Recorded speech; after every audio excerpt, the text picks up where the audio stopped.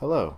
In this video series I will demonstrate how to do basic threat hunting and incident response using Cisco's advanced threat portfolio. In this video we will walk through a typical malware infection incident, gathering data from Cisco Threat Response and AMP for Endpoints.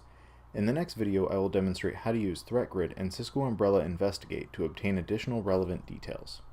In these videos we will assume you already have access to and have configured integration for AMP for Endpoints, ThreatGrid, Cisco Threat Response, and Cisco Umbrella Investigate. If you require assistance purchasing these products, please see your local Cisco sales representative. For assistance with product integrations, please see the video entitled Enabling Cisco Visibility by Ben Greenbaum. These videos will use AMP for Endpoints demo data. For information on how to enable demo data, please see the AMP for Endpoints user guide.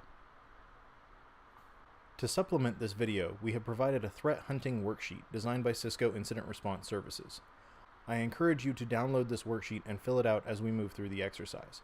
You can find a link to a PDF copy of the worksheet in the video description. In this scenario, the network team has identified a series of IP addresses that may be related to some kind of malicious behavior. These IP addresses do not conform to previously recorded network traffic. As such, we have been tasked with researching the IP addresses and ensuring there is no malicious activity associated with them. We will begin our investigation using the Cisco Threat Response portal. To log in, browse to the URL for your region displayed on the screen. Log in with your AMP for Endpoints account or ThreatGrid account. A quick note: when logging into Cisco Threat Response, it is recommended that you log in with either your AMP for Endpoints account or your ThreatGrid account. Alternating logins will prevent your investigation from being populated correctly, as the logins are not the same account. Before we begin, let's take a quick look at the various modules that Threat Response will use to obtain data and enrich our results. Cisco Threat Response pulls data from the following locations: AMP Global Intelligence, Private AMP Global Intel, AMP File Reputation, Talos Intelligence, AMP for Endpoints, Umbrella, ThreatGrid, and Virus Total.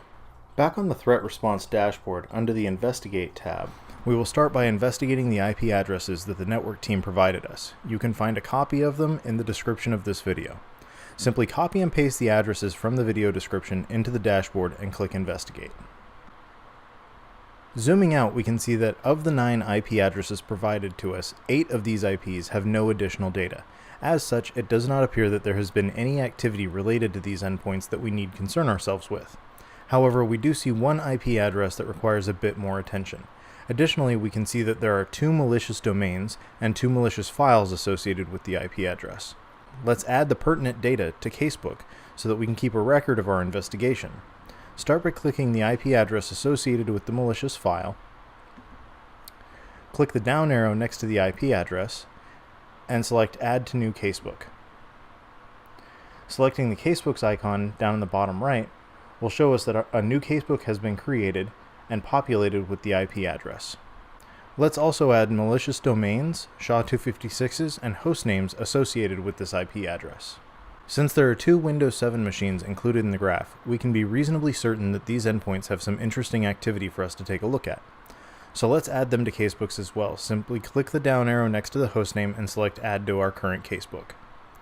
We will be adding interesting bits of information to our casebooks investigation as we go along and pivot between products. So let's go ahead and give our casebooks a name. For this example, I will use Demo Investigation as the name. Now that we have all of the information in casebooks, let's clean up the investigation data by removing the unobserved IP addresses and adding in the SHA-256 and URLs of the malicious domains.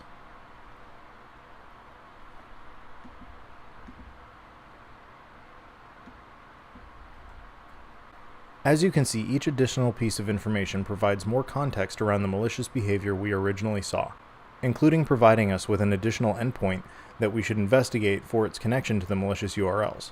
Let's add the new host name to our casebook.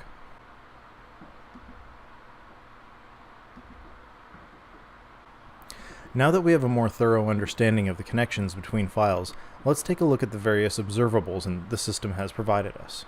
Looking at the legit malware domain, we are able to see that judgments were rendered on the domain by both Talos Intelligence and Umbrella.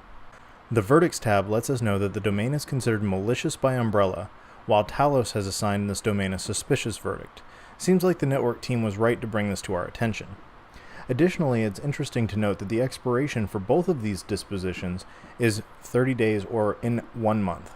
The Sightings tab provides us with the source of events, when the events occurred, and what target endpoint was associated with the events. Let's take a look at the malicious SHA-256, beginning with B138. Here we are able to see the file is marked malicious by all AMP reputation sources, with a high severity and confidence. The Verdicts tab shows us this file will never be removed from the list of malicious files, while the Sightings tab provides us with a list of events from AMP for Endpoints, outlining the host that saw this file, the engine that detected the file for each event, the path to the file, and other relevant data. Finally, the Indicators tab provides us with useful data regarding how ThreatGrid classified the file and why it was marked malicious. In this case, the file was classified as a PoweLiks variant. Additionally, we can see that the AMP for Endpoints DFC driver, which is its network monitoring driver, and the file driver both detected the file. This kind of detection seems odd. Typically, AMP for Endpoints would block the file after the file was seen by a single engine. Additionally, a large number of sightings indicates that additional research is warranted. To continue our investigation, let's pivot to the AMP for Endpoints console and take a closer look. Click the down arrow next to the SHA-256 and click Search for this SHA-256 under the AMP for Endpoints subsection. This will redirect us to our AMP for Endpoints console. If you see a login page, simply log in and the redirect will continue to the search results. The search results within AMP for Endpoints show only a single endpoint that interacted with this file. The endpoint's name is Demo AMP Threat Audit. Additionally, we are able to tell that this endpoint is currently in the audit group and using the audit policy. The search also shows us that we have the suspect file in the file repository if we wish to download it for manual analysis. Finally, we have several file analysis results provided by ThreatGrid for this file. Since we already know the file is marked malicious, let's focus on identifying the parent file and determining any additional details we can regarding how this file came to be on the endpoint. To do this, let's move to the device trajectory for the endpoint named Demo AMP Threat Audit. Clicking on the hostname will redirect. Device trajectory can be a very busy page, so it is important to be able to easily identify each event and filter for items of interest. The legend at the bottom of the screen serves double duty as a means of filtering the data, while the search box allows us to search for related items such as file names and SHAs. Notice that since we pivoted to device trajectory from the search results, the search box has been auto-populated with the SHA-256 that we were looking at.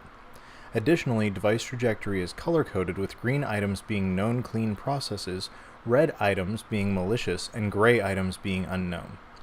By clicking the most recent malicious event, we are able to obtain the malicious classification, file name, SHA-256, file path, SHA-1, MD5, file size, and which scanning engine detected the file. This event also provides us notice that the file was not quarantined as the endpoint is in audit-only mode. The red compromised icon provides us with information regarding the automated file classification, including that this file was rendered malicious by the ThreatGrid sandbox as indicated by the .sbx.tg extension. Additionally, we can see the file was executed by rundll32.exe, a known clean Windows executable. By scrolling left using the gray slider bar, we're able to trace the file back in time to its initial detection event. Here we are able to see the file was initially run in the John Doe user context by rundll32.exe. Note the command line symbol above and to the right of the execution event icon. This indicates that command line arguments were passed during execution, while the small I icon indicates that the connector is in audit-only mode. Finally, this event confirms that rundll32.exe was the parent file responsible for the initial execution of the malware. Let's clear the search box and see what additional information appears. Device trajectory loads a large quantity of data, and as such we may have to scroll around to find our file again.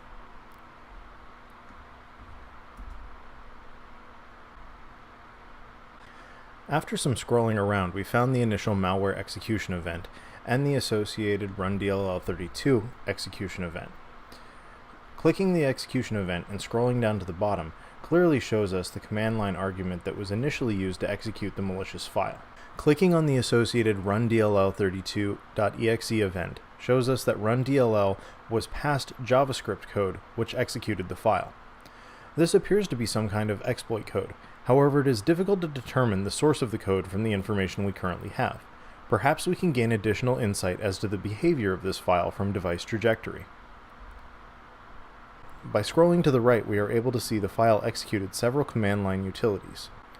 The file executed a netstat-an command. It also added the user jmaldive with the netuser command.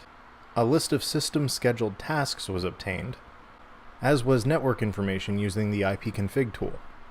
A list of mapped network drives was obtained using the netuse command, and a list of users was gathered using the netuser command. We now have a clear understanding as to what the malware was attempting to do, as well as why AMP for Endpoints did not prevent this infection. The next video will use Umbrella Investigate and ThreatGrid to continue our exploration of this infection. We will identify the infection vector and determine how AMP for Endpoints protected our other endpoints from infection. Thank you for watching. If you have any questions or ideas for how to improve this video, please leave them in the comment section below.